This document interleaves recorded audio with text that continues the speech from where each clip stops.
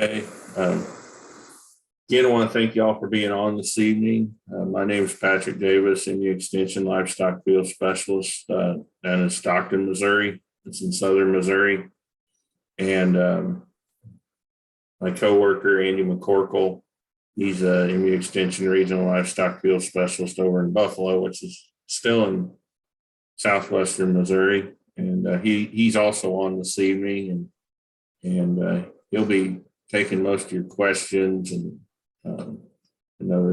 other things. And so if you have any questions, just put those in the chat. That's a good place for us to put the questions, and we might, when we get done this evening, we'll open it up and people can ask questions if they want to. But during the presentation, probably the best thing to do is to mute, so we keep the background noise down, and then throughout the presentation, if anybody's got any questions, I'll stop and we can ask questions. And of course, like I said, Andy will watch the chat and help me with any questions or anything. And so with that, I just wanted to basically what we're going to talk about this evening is cattle grazing season management, mostly focusing on spring and summer grazing, just some management strategies for both of those. As we get into the presentation tonight, we'll talk about some short-term things that you can do right now, probably, and then some things that are going to take more long-term, and I'll kind of touch on that a little bit later. But I guess we'll just kind of dive right into it. So why is it important? So why is grazing so important to a cattle operation? And you can see that chart right there to the right. The cheapest feed resource that we have is grazed pasture. Basically, cattle grazing out there is the cheapest feed resource we have, and you probably already know that. But it's less labor and it's less expensive compared to having to buy hay and having to get hay to those cattle and other things. And so with that, it's our cheapest resource.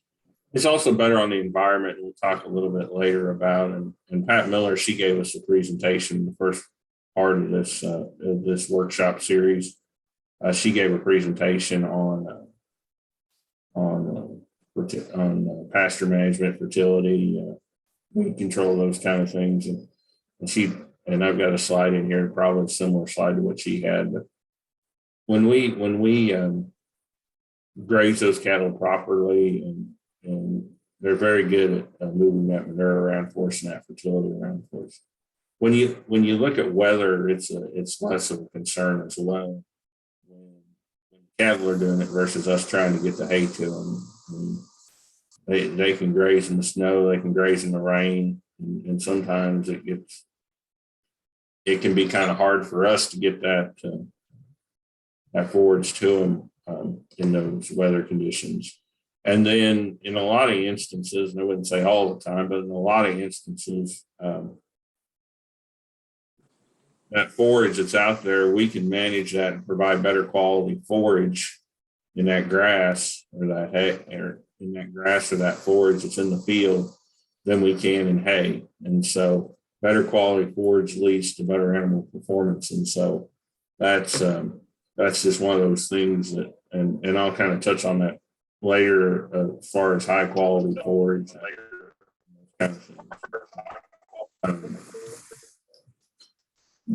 So I forgot to mention this, but these slides and everything, I tried to email those to you just a little bit before. And also this presentation, I'm recording it tonight. And so once I get that recording and everything, that'll be converted to a YouTube video and sent out to everybody. And so in case you missed something or would like to watch it again, you'll have that option. And so basically, and again, if you have any questions or anything, just let us know. So kind of a roadmap for this evening, or kind of how we're going to break this out, is we're going to kind of go through basically management strategies to get the most grazing and forage out of your pastures. And so I kind of broke this down. I've given this talk a lot of different ways, and kind of broke it down into, I kind of wanted to touch on some things that are more short term, or things that you can actually do right now if you're not already doing them. Things and fertility and weed control, those are all the time occurrences really. But like I said, Pat Miller gave us a presentation the first night of this workshop series, and she really touched on those things. And those are really not my specialty. And so I'm not going to talk much about those tonight, but at the same time, those are very important from a short-term and a long-term standpoint. When we look at things that we can do that if we're not already doing them, things that we can do pretty quickly and have some benefit on our pastures from a grazing and forage standpoint is rotational or strip grazing. And I'll touch a little on that. But making sure our forages are in the proper height and quantity when we start grazing.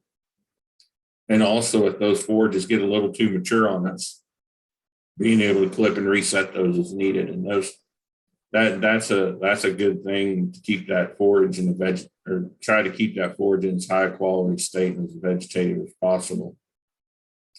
And then forage rest periods. And that's an important thing when you think about grazing is the rest period, because that allows that forage to recover and allows that forage to rebuild, and also helps, if we do that right, it also helps to build that root structure, which long term, that's a good thing for that forage as well, and then forage quality as well. Talk a little bit about stocking rate, because sometimes we can be a little overstocked, and so we kind of need to think about that, because that can hurt our forage, and long term can hurt our grazing and our forage output from our pastures. And then when you think about, and then I'm going to kind of touch on some forages, and really right now from the spring and summer grazing season, some things we can do right now are really annuals, and we can incorporate those. If we're seeing some forage shortage, we might have some issues. Some annuals that we can put in from a legume standpoint, some cool season annuals and warm season annuals, also from a grass standpoint. And so I'm going to touch on those a little bit. Then as I move into more of the long-term suggestions or management strategies, those are going to be more perennial forages. Not going to talk much about the cool seasons tonight, but going to spend a lot of time on warm seasons, native and others, as well as some warm season legumes that are more perennial or long-term. And so, and again, and I want to make this clear too. Myself, I'm kind of in Southwest Missouri, and I know there's a lot of people could be people on this Zoom that are not from Southwest Missouri, and I understand that. And most of the forages I'm going to talk about tonight are primarily Southwest, what we use in Southwest Missouri. They may work in your area, they may not. Now, the concepts we're going to talk about are similar across country, but I know there's people from across the country, and so that just want to keep that in mind. And if you your extension service near where you're at, if you have a livestock specialist or maybe a forage specialist or maybe an ag specialist, you might consult with them as far as more specifics in your part of the country. But as far as what we're talking about tonight, it's mostly going to be stuff that we would consider in the southern part of Missouri and southern part of the state of Missouri and southern. So in general, what we want to try to do from a long-term standpoint is build a forage program and manage that program so that we have, for the most part, year-round grazing. And in southern Missouri, in this area, we can get close to that, or maybe we're feeding hay 60 days or less a winter or something like that. And so that's kind of the thoughts tonight. And again, going to focus more on forages that we're going to utilize in the spring and the summer months, because that's kind of what's coming up. So with that, I do also want to, and I'm not going to touch a whole lot on nutrient needs and stuff tonight, but I do want to make the point that you need to think about your nutrient needs for the livestock class that you're feeding when you're developing your grazing system. And it's an important thing to think about. Southern Missouri really sets itself up well for fall calving, because we have high quality forage in the fall and the winter and even into the spring months,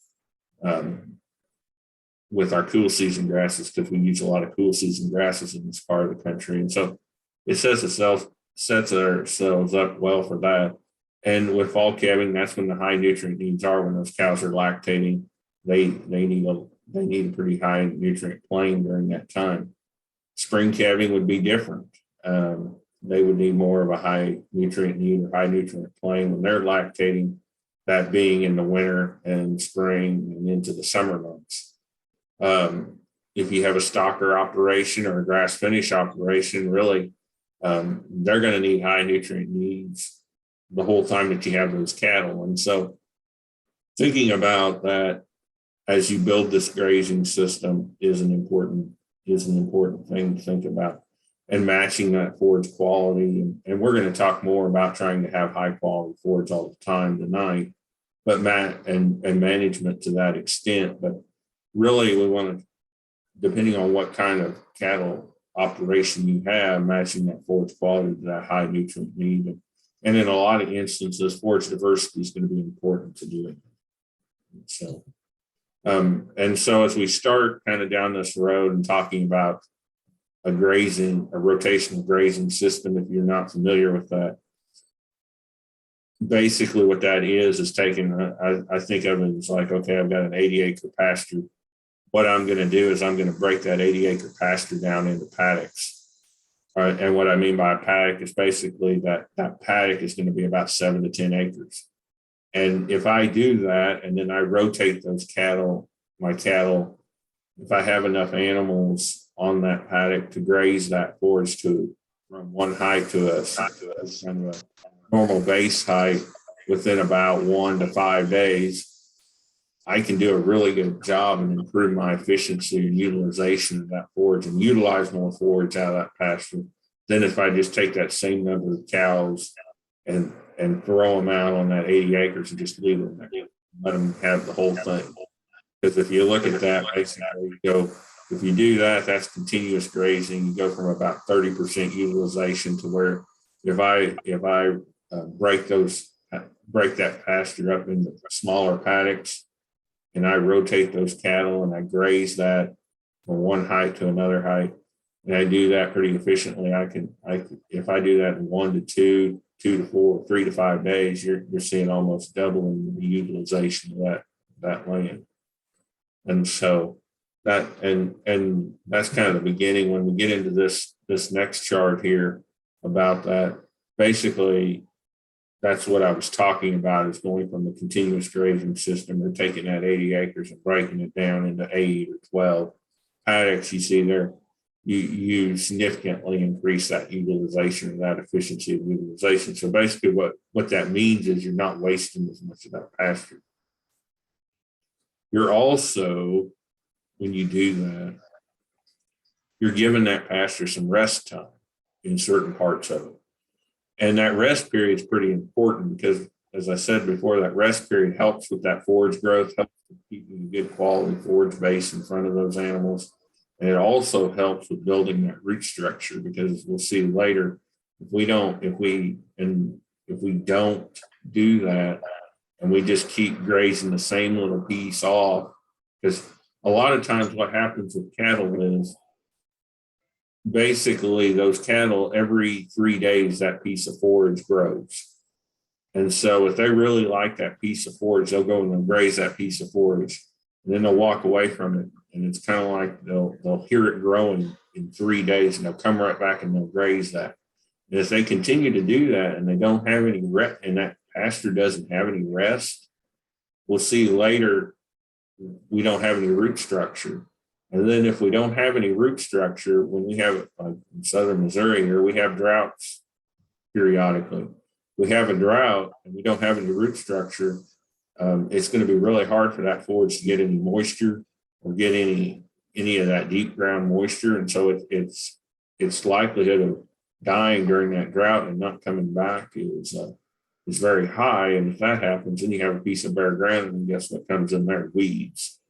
And so, but I say that to kind of lead into this rest period thing, and basically when we talk about rest periods, we want to give that forage some rest. And so basically what rest is allow, or what we want to do ideally is we want to have that animal to eat that piece of grass and then one time, and then leave that piece of grass and give it a period of rest.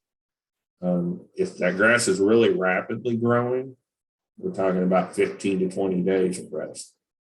And that would be kind of in the lush and springtime of the year. We don't give very much rest, but as we get later into and again, I'm talking about southern Missouri here, but as we get later into the grazing period, where we move into, say, later spring into summer, that lush green growth, that cool season lush green growth isn't as lush anymore. It's not as growing as fast. And so when it gets to that slower growth, we need to give a longer rest period because it needs more time to recover. And so, and it can even get, now in our cool season pastures, a lot of times we're not going to be up to 40 to 60 days, but in some parts of the country where they've got native pastures, native warm seasons, that might be ideal, is say 40 to 60 days of rest. And so basically that rest period is the time. So back to what I was saying before, we want that animal to eat that forage one time, that piece of grass one time. Then we want to take them away from it, and we want to move them to another paddock or another spot. And we want to allow that grass to regrow a period of time, and then we want them to come back and eat it again. And that's the rest period. And that's dependent on how quickly that grass is growing or how slow it's growing. And so, and that rest period helps that to regrow, and it helps it to be proper quality, and it also helps the root structure as well. So some other things I mentioned in here, variations by animal, and I kind of already brought this up, but when we talk about nutrient need and percent of body weight, dry matter intake, if you've got a cow that's non-lactating, she has about 50% of the nutrient need as a cow that is lactating from an energy standpoint. And so you can kind of see that there. Those cows that are not lactating, don't have a calf on them, are considered dry. They don't need as much forage dry matter intake as, say, cows that are lactating. And then you have your stocker calves, and they're about in between. And the thing about it is, I throw this up here just to keep this in mind when you're allocating pasture and during a rotation to cattle, because this will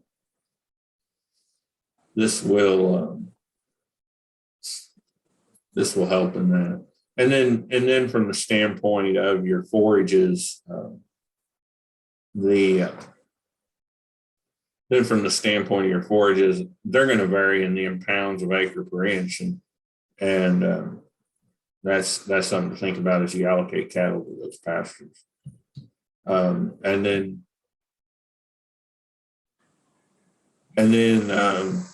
this is something I bring up, and this is kind of important this time of the year, because as we've started to come out of winter, we're starting to see some warmer weather here in southern Missouri. Guess what? The grass is starting to green up. Well, we don't. I know it's hard to do, but we don't want to. We want to try not to put those cattle on that pasture before the grass is ready for them, I guess is what I would say. And the thing about it is, if we don't have a good base, and on cool season grasses, that needs to be roughly about 4 inches. And that range of grazing on those cool season pastures, which is typically what we graze here in southern Missouri, needs to be about 4 to 8 inches, where you start grazing somewhere around 6. I know that's hard to do, but if we can manage that grass now where we're where we're allowing that growth to come in and not allowing those cattle to just graze it to the ground right now. For one, it doesn't have very much forage there, so they're not getting their full grazing potential out of that pasture yet by allowing us to do that. But it's kind of stunning that. And as we'll see here in the next few slides, when we graze that to the ground and just continually graze that to the ground, and we don't ever give it a chance to come up and grow, we're hurting that forage. And long term, what we're going to do is hurt its ability to persist, and you're going to see more weed. You're going to see more bare ground and more weed infiltration by doing that. Native warm season grasses, I have that on this slide, but it's a little different with them. It is the same kind of concept. If we graze them to the ground, they have a really deep root structure, and that allows them to persist when it's really hot and really dry. And if we continually graze them to the ground, they're not going to persist either.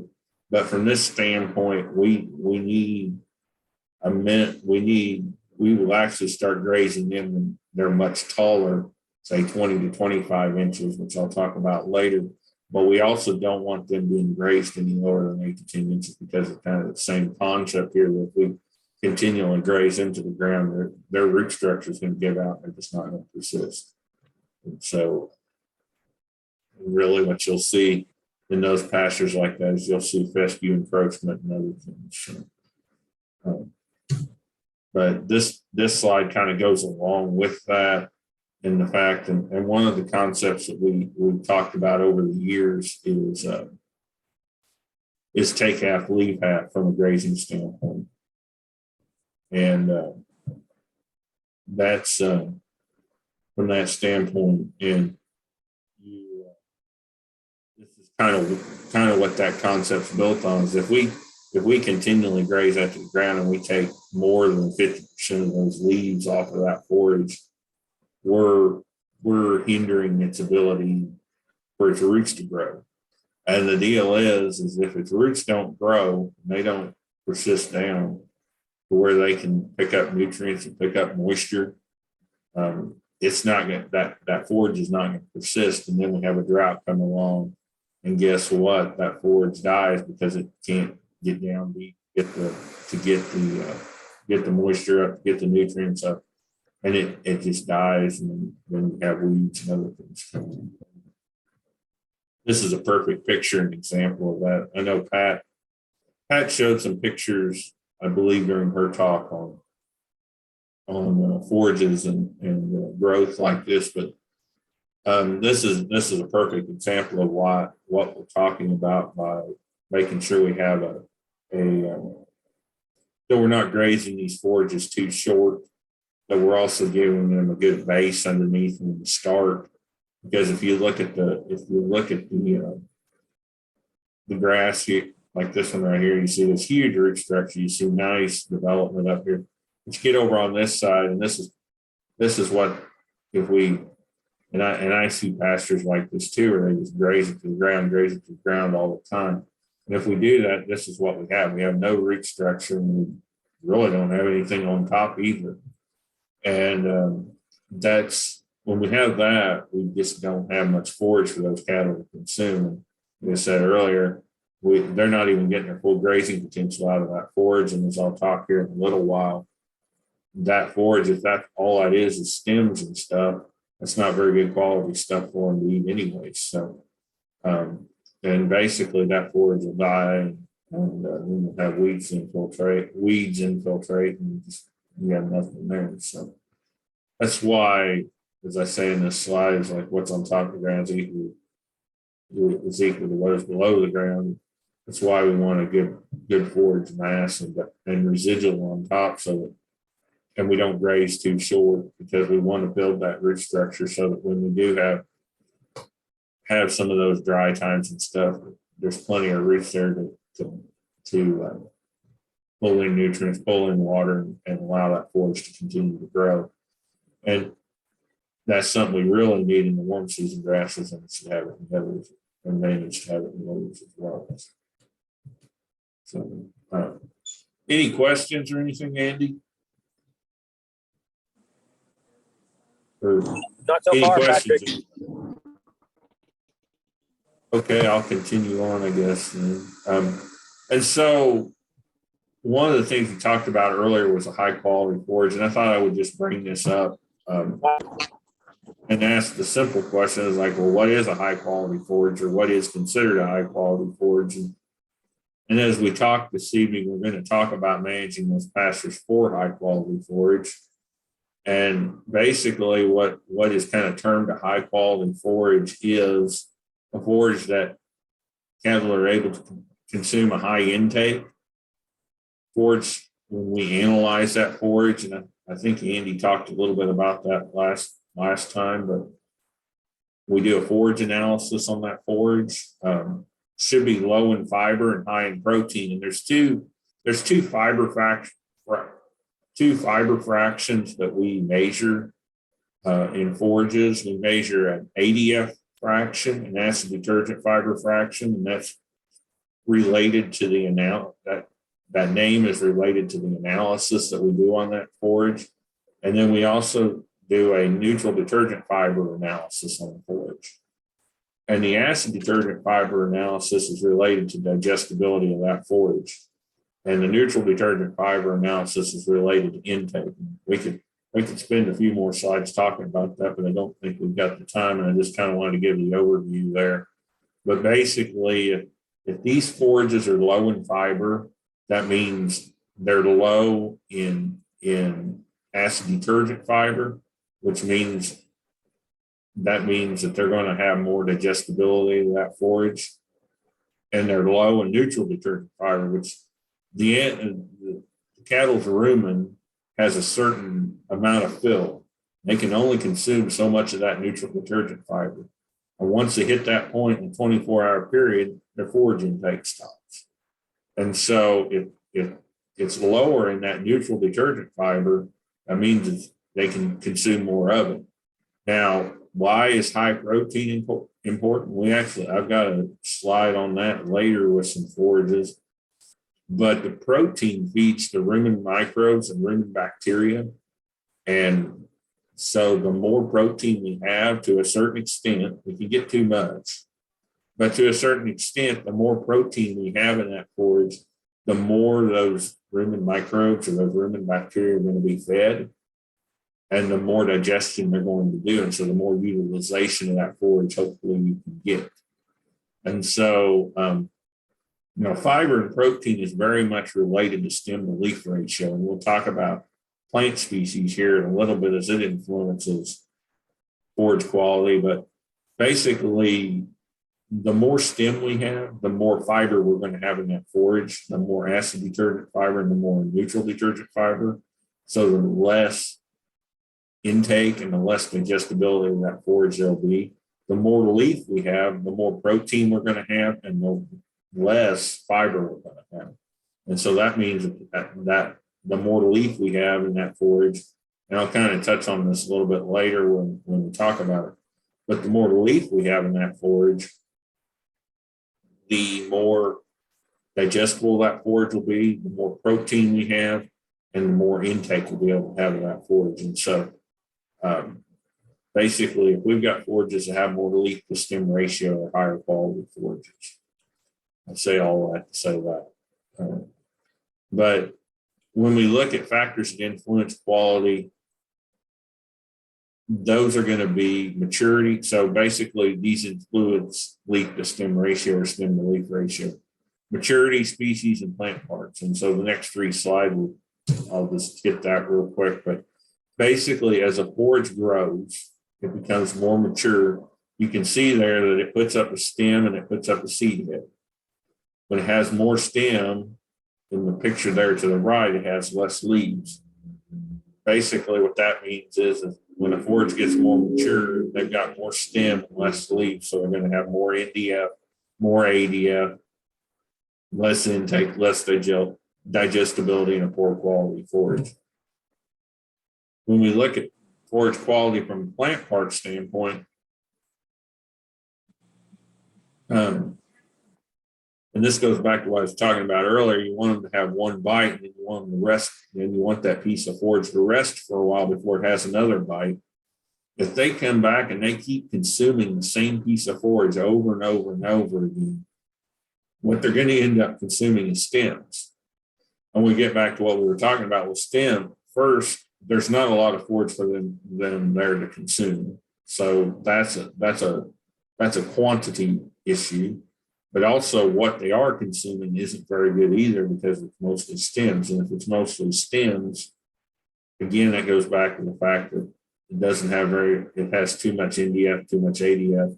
It's not very digestible, not very high quality, and you won't have very much intake. But the other concept of that is the fact that there's just not, if they go back and they continue eating on that same piece of forage, you're not going to have a whole lot there.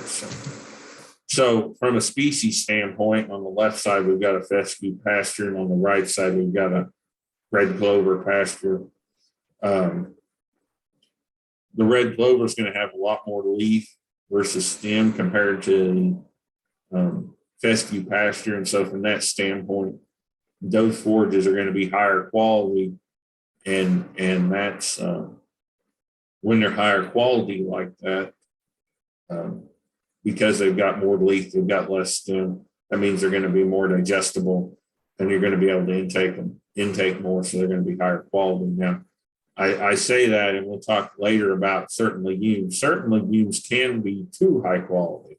And what I mean by that is they've got their too much digestibility, and too much, and not really too much intake, but too much digestibility. We get some bloat, we get some acidosis, and so we kind of have to watch that from time to time, mostly bloat on legumes.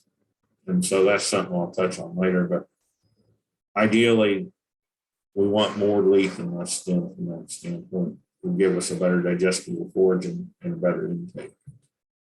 And so this kind of, we've got a few slides here. We're just going to kind of finish up this conversation about rotational grazing. But this is just a slide that came from the University of Kentucky, but it just kind of brings home to the fact that if we're doing rotational grazing versus continuous grazing, we technically can stock a little bit more now.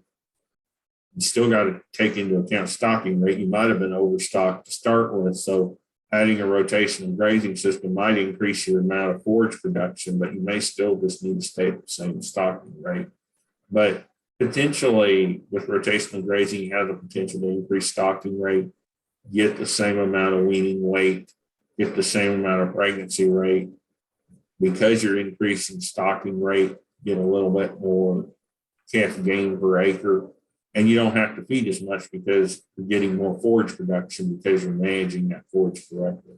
And so, and giving it and allowing that root structure to build and allowing that growth to take place, and not wasting as much forage. And so potentially now, if you're already overstocked, this may not be the case. We think about rotational grazing, and this was the slide I was talking about from the manure distribution. I believe Pat probably showed this slide. She normally does. But basically, it brings home the fact that if you've got a paddock from a 24 pasture rotation and you've got a paddock from a 3 pasture rotation, you're going to get more frequency of manure distribution. And because you get more frequency of manure distribution, you're going to get a more evenly spread of that fertility, and that's going to help the pasture from an environment standpoint. Where if you're not doing that, you're probably getting cattle or probably hanging out in certain places and manure's piling up there.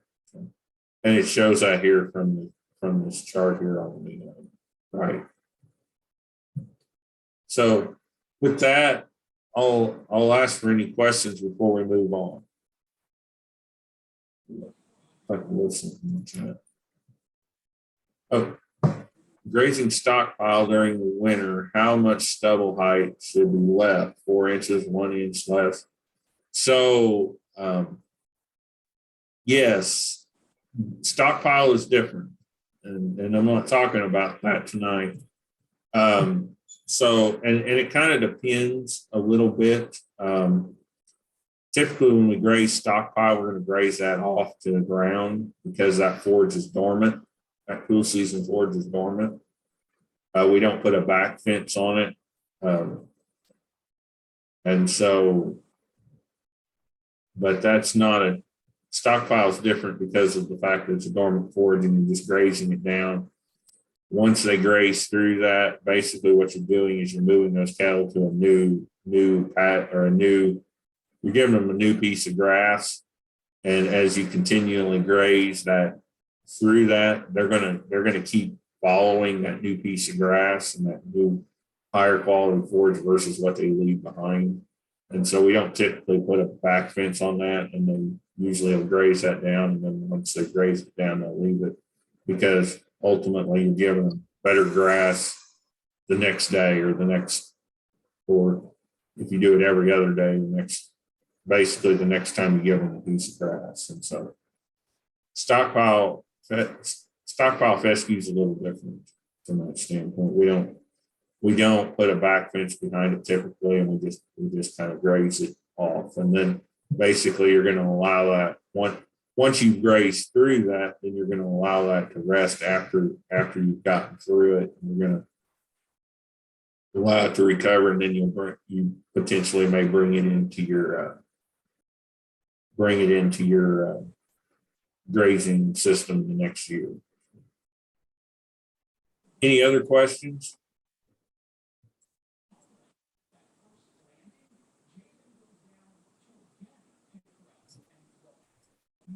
Okay, thank you for the questions. Just continue to ask as needed. Looks like I need to hurry it up too. So basically what we're going to spend the rest of the time talking about is more of our, and as I said, this is more in southern Missouri, but kind of how we fill in, because we're primarily a cool season grass country, grazing cool season grasses, grazing fescue, whether it's novel endophyte fescue or toxic endophyte fescue. We may have some orchard grass mixed in it. We don't see a lot of brome, but that could be potentially around. But basically, when we look at what we need to fill in, it's usually this June, July, August timeframe. We usually have plenty of grass. Right now, we're starting to get grass, and hopefully, we get enough moisture to continue to help it grow. But usually, we have a pretty good grass base of cool season grasses through April and May. And then what happens is we get warm, get hot, get dry, and that starts to those cool season grasses start to go dormant. And so basically what I'm going to spend time talking about tonight is how do we fill in this hole, as you call it, the cool season hole, or this time of year, this June, July, and August timeframe, maybe in September, depending on when we start getting rain this time of the year, and that cool season grass starts to come back. Because you can see here, we get a bump in the fall. And so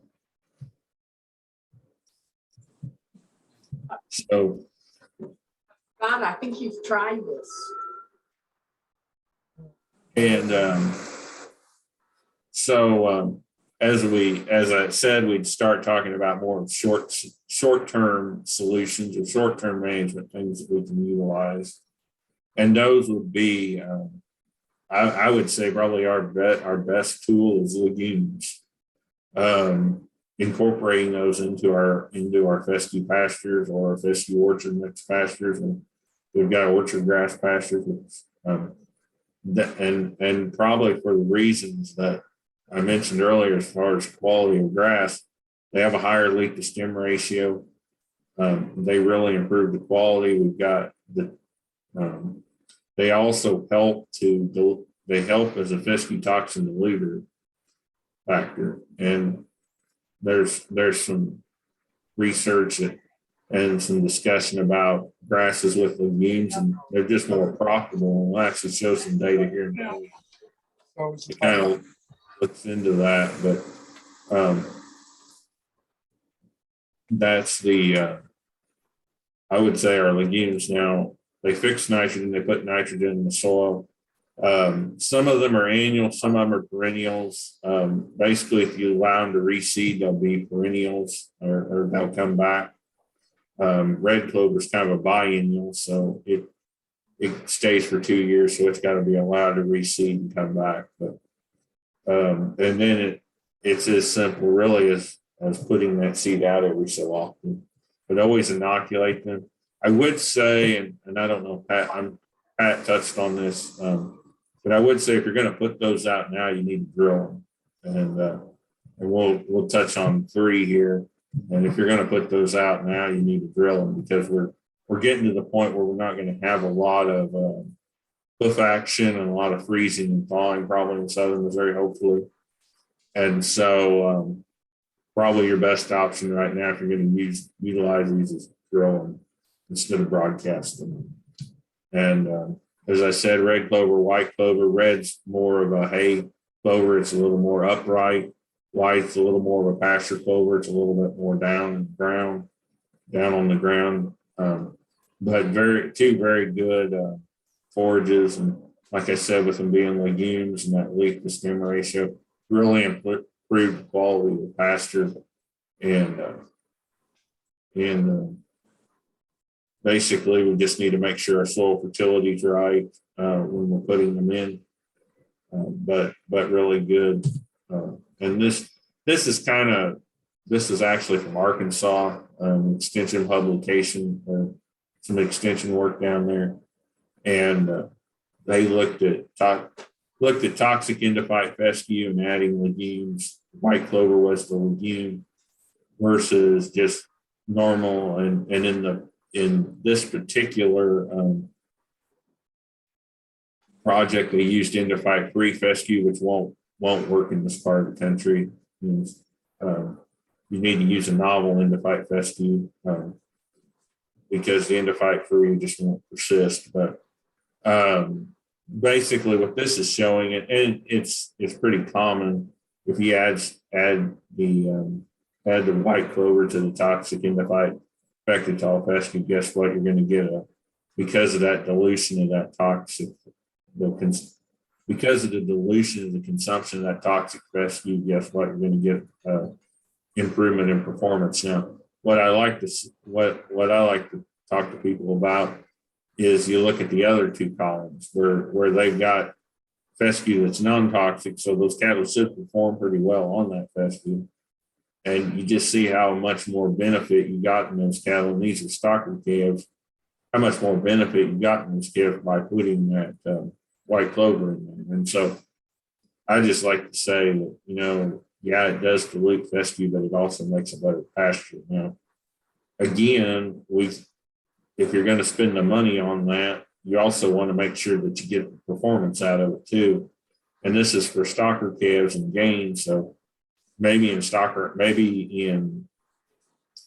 cow calf operations, it might be different than if it's in the stocker operation. So that is something to think about, but you're going to get performance improvement by adding that legume to that pasture. So,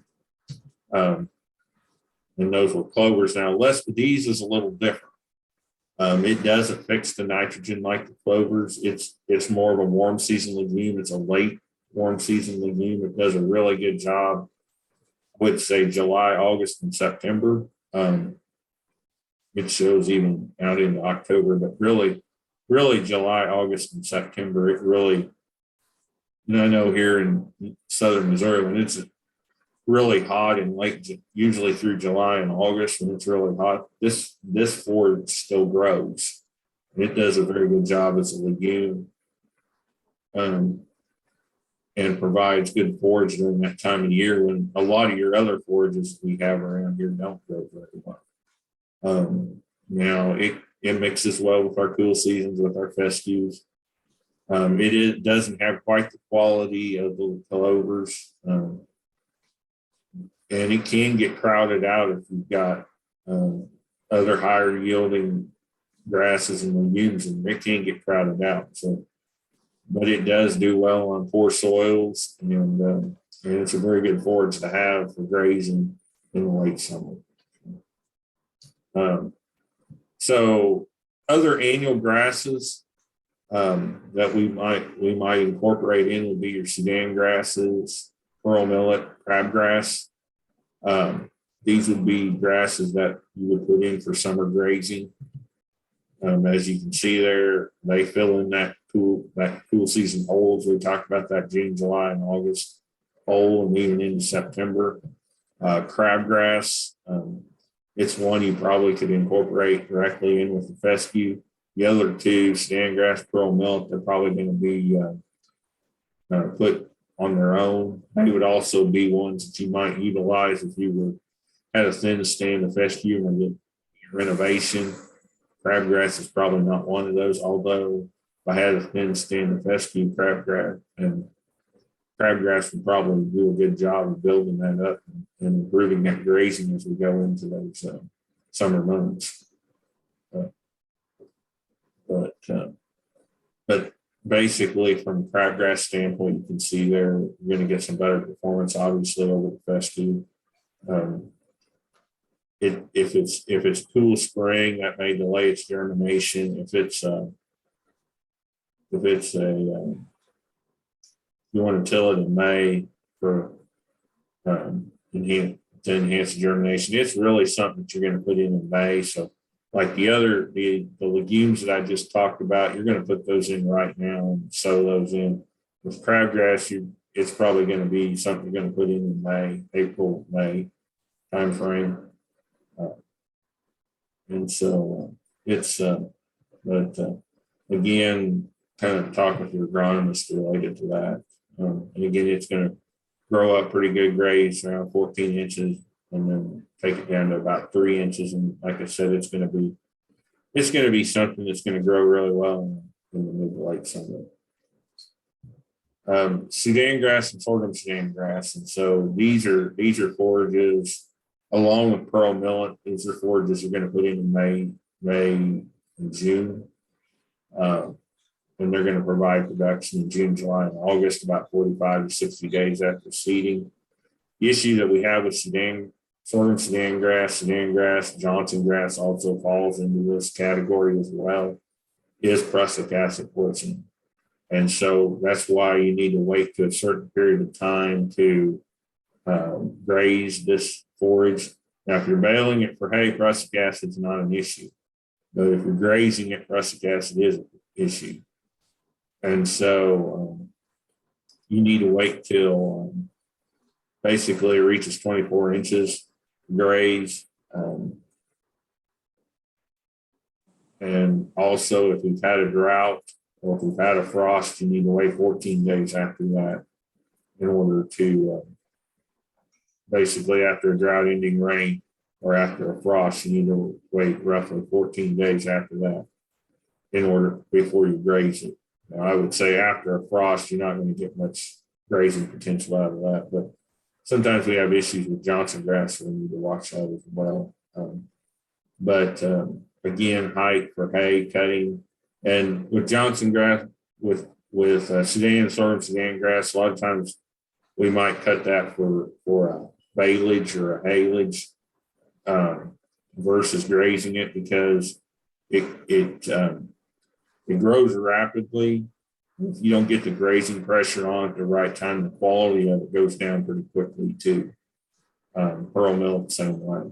And so you have to kind of watch that. And in a lot of instances, we may actually use these as baleage or silage or things like that because of the fact that we can't get the grazing pressure on it as fast as we need to. But that's just something you have to think about in your operation. And basically, we don't want to cut this below 10 inches. And this is kind of the reason why. We talked about leaf and stem earlier and that we want more leaf and less stem. And when you look at this chart here, this could be same concept for a lot of forages, just happen to be talking about with Sudan grass. But if we don't let that stubble height stay up to a certain height and we cut it too short, we're going to affect its yield long term. We're going to affect the leaf and we're going to affect the stem. And so that's going to, we're going to cause more stem and less leaf. And so That's going to lead to a lower quality forage and less forage at that. And so that's why it's important to, on Sudan grass, if we're cutting that, to try to cut it as high as we can, but or try to keep it above 10 inches. Pearl millet, Sudan grass needs a little bit more fertility from a pH standpoint. Needs a little more soil pH versus pearl millet. It can stand a little poorer soil. Again, it's kind of the same concept with Sudan grass as far as grazing 40, 60 days after seeding, when we plant it, May to June. Again, we can graze it a little shorter because we don't have to worry about prussic acid. At about the same height. We don't want to cut it too short. Now, both of these forages, as well as some others, we do have to worry about nitrate poisoning. And basically what nitrate poisoning is your forage. And so I'll just talk about sorghum Sudan grass as an example. So you have your sorghum Sudan grass out there, it's growing just fine, and we get a drought. And it's a long extended drought, say 6 weeks. And over that time, the plant still can grow, but it doesn't have the moisture to cause proper growth. And so what ends up happening is that nitrate builds up in the stalk. And when that nitrate builds up in the stalk, the animal goes out there and eats it, doesn't know any better, goes out there and eats it, they eat a stalk full of nitrate, a lot of extra nitrate in it. And I want to stop there just for a second, because this can happen through shading. This can happen basically any event that reduces the growth of that plant. So it could be shading, cooling, cloudy weather, things like that. But typically in our part of the country, it's going to be drought. And so nitrate builds up in the stock. Cattle consume it. They consume the lower part of the stock. They get excess nitrate in the rumen. Well, when you have typically when you have nitrate going into the rumen, it's fine. It's converted to ammonia. It's taken out in the blood, and it does just fine. But if we have excessive nitrate in the rumen, which can happen when these cattle consume the lower part of the stock, they basically don't. They're either extremely hungry, they don't know any better. They go out there and they consume that stock to the ground, and excess nitrate in the rumen, that's converted to nitrite. Well, nitrite is a problem because that gets into the blood. It affects the oxygen carrying capacity of the blood, and the animal dies, basically, if it gets to a certain point. And so I use that example. That could be a typical example. Another typical example is cattle grazing corn stalks. Basically, cattle that are thin cattle, and they're hungry, and you turn them out in the stocks, and they're high in nitrate, and they consume them, and then you have a problem. Those are the common instances of corn stalks. Those are the common instances of this problem. And so it's typically sorghum Sudan, Johnson grass, milo sorghum, pearl millet, corn, weeds. Those are your typical plants that are going to cause this, where basically that nitrate, the plant still can grow, but it's not growing at optimum growth. So, and it still pulls the nitrate in, so it builds up in the stalk. That's typically where you're going to find it at. So how do we reduce the incidence of this problem? Well, ideally, the best way is going to be to dilute it out somehow. And basically, in order to know that you need to dilute it out, you need to test it in some way. And so if we're baling stocks, if we're baling sorghum Sudan grass, Johnson grass, we don't typically bale milo, but if we put that in, those kind of things, and we think we might have an issue, we need to test it. If it's, and basically I'll hit that slide here next, but if it's above a certain level, then we're going to have to find a way to include it in the diet. Now, if you have the option, if you think this is going to be an issue, you have the option to ensile that forage, that's going to reduce it as well. And in a lot of instances, like corn silage, in a lot of instances, if we put that silage up right, and it will reduce it by a third to a half, and it'll typically reduce it when it's not a problem. And same way with sorghum Sudan grass or pearl millet or milo silage or Johnson grass or whatever.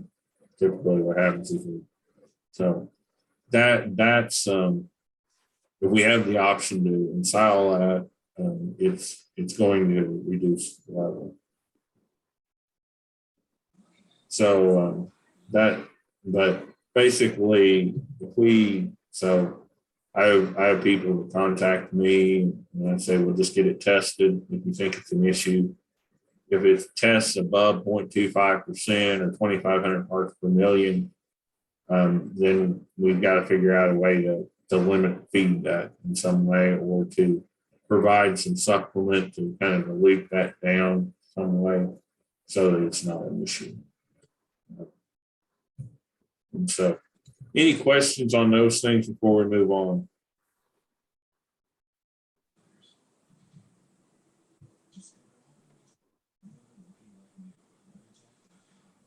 Not hearing anything, I guess we'll move on. So now we're going to kind of go through some more long-term solutions or more long-term things that you might consider to help, things that you're not going to do this year, but things that you can do in the future. Native warm season grasses is one. We show here this chart, and basically from that standpoint, you've got switchgrass, eastern gamma, big blue stem, and Indian grass. You look at the chart, the switchgrass and the Indian grass. Now, the switchgrass itself comes on a little early compared to kind of where we're at, June, July, and August. It comes on a little bit. Actually, we'll see the late May. Our eastern gamma is there's some issues with eastern gamma from an establishment standpoint that kind of hinder us being able to utilize that. Not to say we can't, but big blue stem and Indian grass kind of fit that hole a little bit better versus switchgrass, and they're a little bit easier to get established versus eastern gamma. So that here in southern Missouri, those are kind of the two that kind of work their way in as natives that we can utilize. There's a lot of benefits in natives versus other warm season grasses. You've got the deeper root structure, and that helps in the drought situation. That also makes them less sensitive to climate. Wildlife habitat, that leads to more cost share opportunities from the Missouri Department of Conservation, from the NRCS standpoint. They require a little longer rest period, so we're going to have to manage them a little differently than fescue. We'll kind of touch our cool season grasses, and we'll kind of touch on that here in a little bit. But they don't require the fertility, and they're pretty well adapted. And so, from that standpoint, they make a good long-term solution to kind of that hole that we have in June, July, and August. Now, getting them established and that management of land, or that time of land out of production, can be a bit of an issue. So those are some things you got to kind of pencil out and work around if you're going to utilize native warm season grasses. Talk about switchgrass, as I said, it kind of comes on a little early compared to when we really need that extra forage. And so it may not be, but if you've got wetter sites, it's a really good forage for those. And again, late May, early June, calves. This is data from southern Missouri from the late 90s, early 2000s. Actually, I think the late 90s. This is data from southern Missouri, and as you can see, they're about 2 pounds a gain. And with these natives, that's typically what you're going to see, is about 2 pounds a gain. Eastern gamma grass, again, very high quality grass, very highly palatable, easily overgrazed, works. Its growth is going to be between May and August, tolerates wet soils like the switchgrass. The issue is establishment. And I know this group's doing research and working on how we get this establishment better from that standpoint. And so that's the biggest issue. Not to say you couldn't use it, but we talk about establishment on these natives, it's probably going to be longer and take you longer to get it established versus your as we talk about big roost and Indian grass later. But from a performance standpoint, you still see about 2 pounds a gain. So big blue stem, as I said, it's probably the one that fits that cool season holes I talked about a little bit better. This drought tolerant, high quality, high palatability, good timing for our area. Good mix with Indian grass, and as you can see, kind of performance. Roughly about 2 pounds a gain in calves. It also actually in this Missouri data that I'm showing from southern Missouri, they saw about 3 pounds a gain over the total summer grazing season. So those cattle can perform pretty well on it if it's managed right. And as you can see there, that's what it looks like in the summer months. That's we don't have a lot of in our part of the country. We don't have a lot of our grasses that look that way unless they're native warm season grasses. And so Indian grass is another one. It mixes well with big blue stem. It's a little lower yielding, doesn't like wet areas, high palatability, good winter hardiness and drought tolerance. And again, about 2 pounds a gain. As you can see, it's a little later in June before its performance comes in. University of Tennessee does a lot of work with native warm seasons in their research centers, and this is some data from 2010 to 2012. And you can see there those are stocker calves, around 2 to 2.5 pounds a gain. Replacement heifer there, roughly 2 pounds a gain. So when you look there, that's a mixed stand of Indian grass, big blue stem in July in Kentucky, and so that's a really nice stand there. You don't see that in a lot of our grasses in this part of the country unless we've had really good rain or they're native.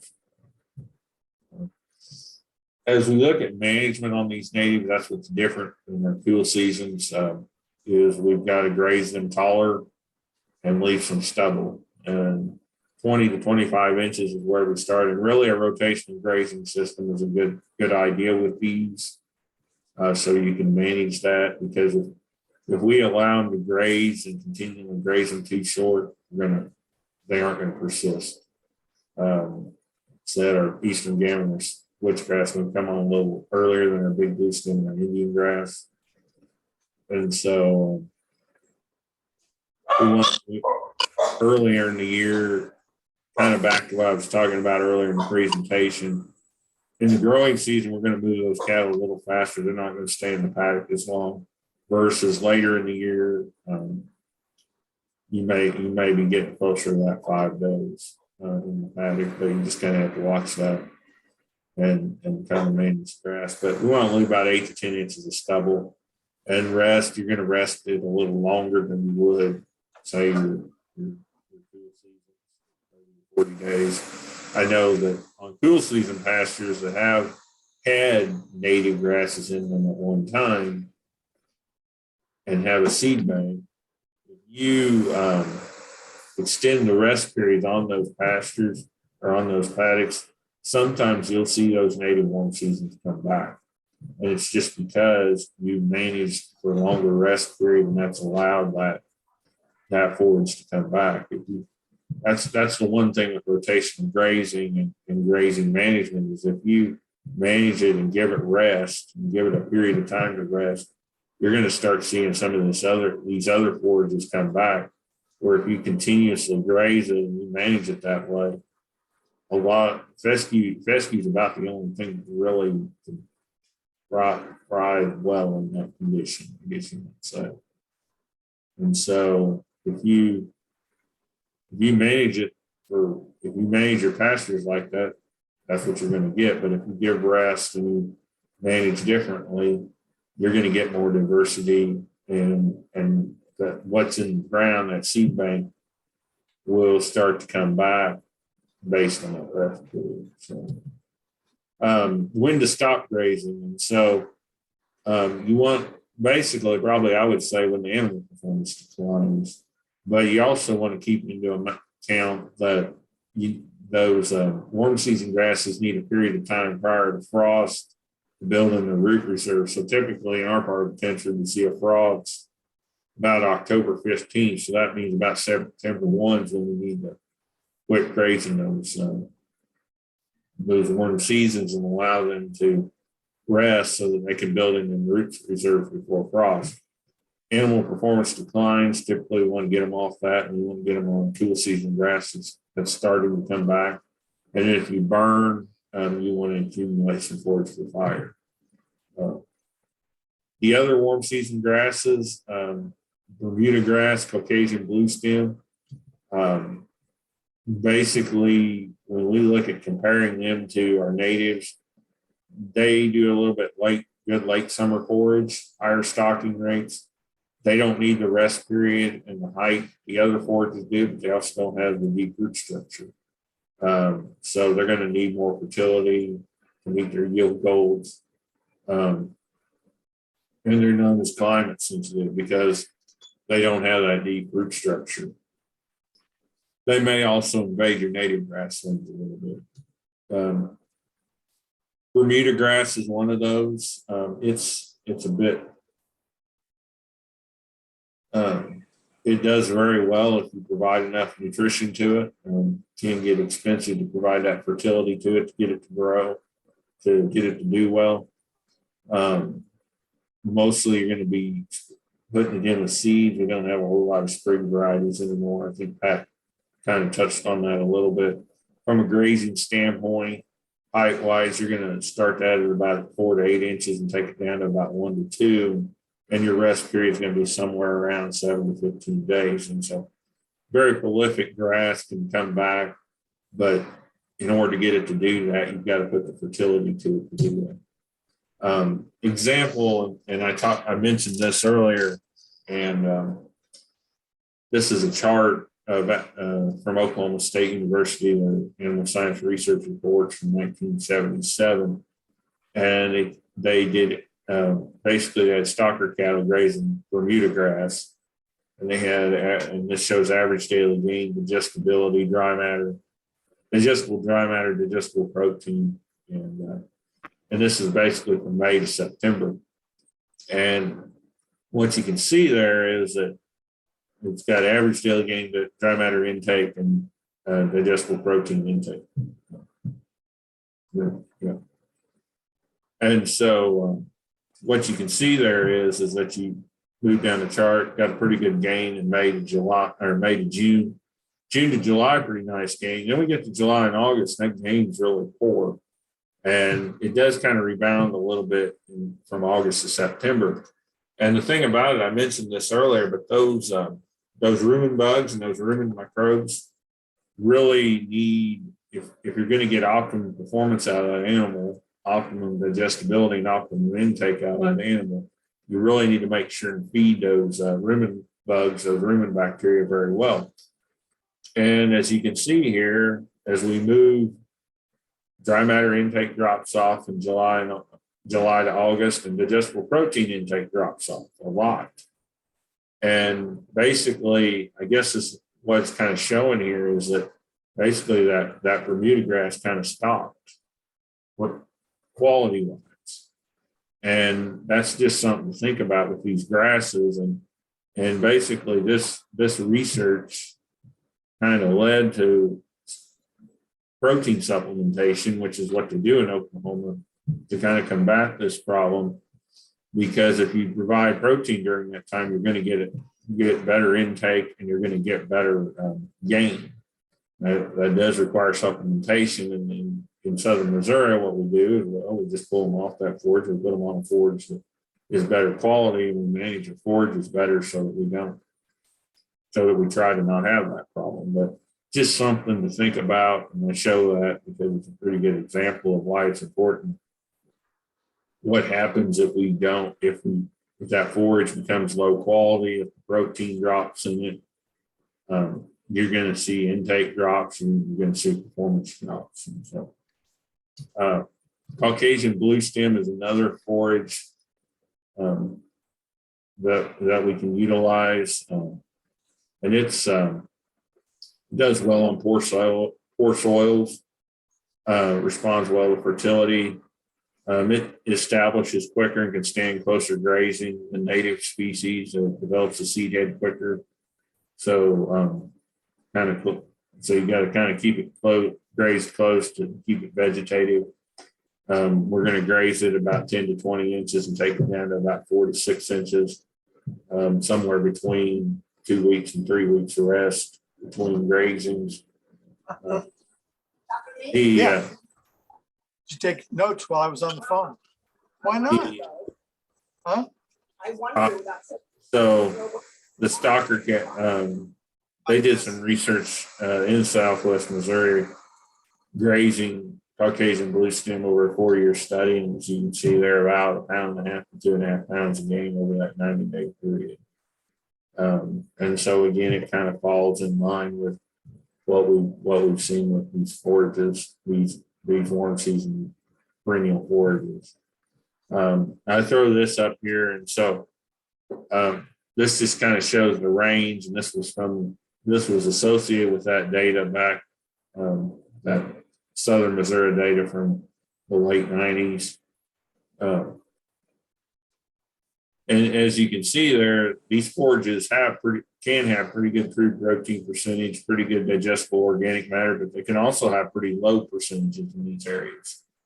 And commonly what we would say is about 7% crude protein is kind of our baseline. And if we go below 7% crude protein, that's going to negatively impact, as I talked about earlier, those rumen bacteria, those rumen microbes, and that's going to impact their ability to digest forage and to utilize that forage and convert that forage into products for performance by that animal. And so, as you can see here, most of those are well in good times they're well above 7%, but in bad times they can get below 7%. So that's just something from a protein standpoint. So that's just something to keep in mind. And again, it goes back to what we were talking about earlier. If we're seeing performance decline, we really need to make a change on what forage we're using. So I'll finish up here with alfalfa. And it's not typically something that we graze a lot of in this part of the country. I used to remember some grazing dairies that kind of utilized it. Stocker operations, it's probably something that could be utilized there. I think that's kind of what this is Dr. Lacefield, who's retired from the University of Kentucky, had some data on this, and this would have been stocker calves and growth there. Again, about 2 pounds per head per day. So if you're running a stocker operation, it might be something to incorporate in there. You might incorporate it as a mixture. It does, we were talking about earlier with the legumes, and if it's wet, if it's basically forages, and these legumes can be very hot, low dry matter, high moisture, and high protein. And when we have forages that are very low dry matter, high moisture, high protein, that can lead to bloat and high digestibility too. And legumes can be that way. Alfalfa, white clover is probably one that could do that. Red usually doesn't, unless the D's is not that high digestibility, so it's not one that we typically would associate with that. But if you look at digestibility on alfalfa, it's extremely highly digestible, and along with the moisture and the low dry matters and those kind of things. You may, as those cattle, as you start adapting them to it, you may want to limit graze it to start, or put out some paroxylene blocks or some bloat inhibitor blocks. Definitely don't turn cattle in on it hungry and just let them go at it, because you're going to have some bloat issues if you do that. They're not used to it. But from a grazing management standpoint, it's kind of like haying it. You started at early to mid bud stage, and every 30 days you run the cattle on it, you graze it. Every 30 days you bring them back and graze it again.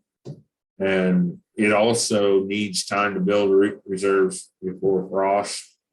And so you want to pull them off a little bit early, so September 15th, because again, it needs to build those root reserves and it needs that deep root structure as well. So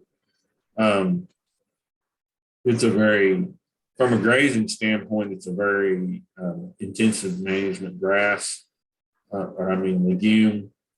And so that's probably why a lot more people use this or manage it. If you're going to have to manage it like hay, you probably bale it like hay, and then as far as how to sell it. So, but it is something it could be utilized in a grazing situation. So, kind of as we wrap up in this slide, you want basically we've talked about tonight, and the key for our cattle operations in the future and going forward to be profitable is we're going to have to feed our cattle as economically as possible to meet our production goals. And a balanced forage system is the way we do that. As we talked about in the first slide, the cheapest way to get these cattle to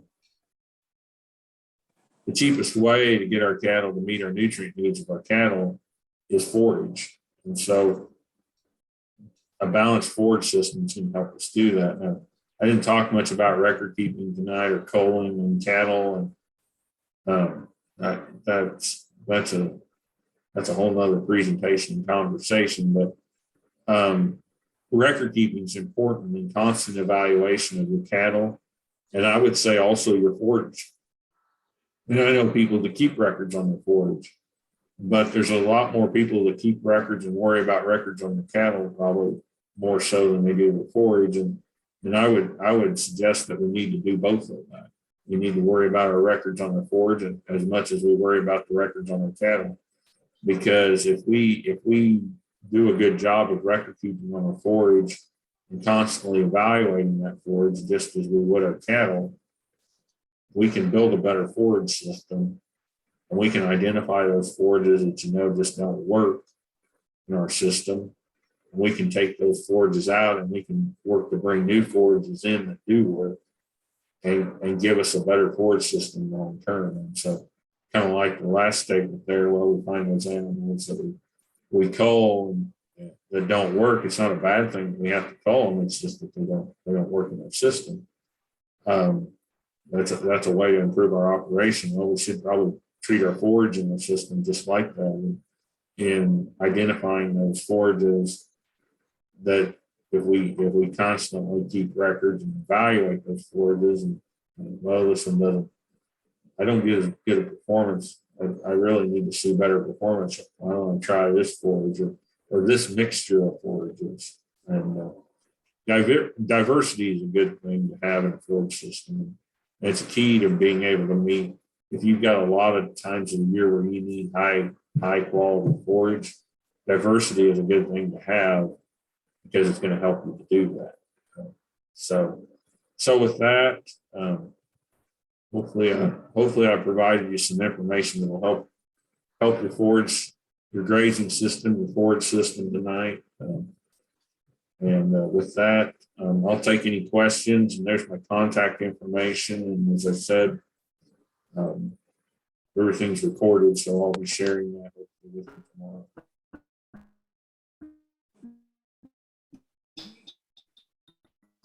What are your thoughts about novel fescue? I would say yes. And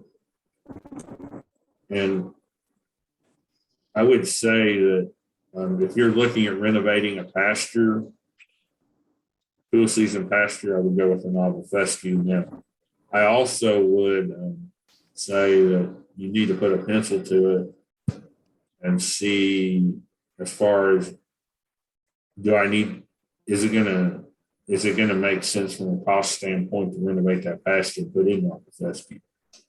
But if my pasture is already to the point that I need to renovate a cool season pasture in this part of the country, I would look at a novel fescue because of the persistence and the varieties. Now, I would definitely, where you're located at down in southwestern Missouri, I definitely work with your agronomist and get a good plan together so that you get the best, so that you give it the best shot to be persistent and manage that long term. But that would be my thoughts on that is yes, but make sure it's cost effective to do that renovation and if you're going to do that, make sure you do the proper management, make sure it persists. And you're going to have to pull the cattle off of it for a while to get it done. So take that into account too, is that the cattle are going to have to be, you're going to have some time out of production or land out of production. And so you're going to have to worry about that as well. It is a very good forage. It works. I would then, after I got the novel established, I would then work on putting the legumes in and building up that quality in that pasture. That's down the road a little ways after you get that established. Any other questions?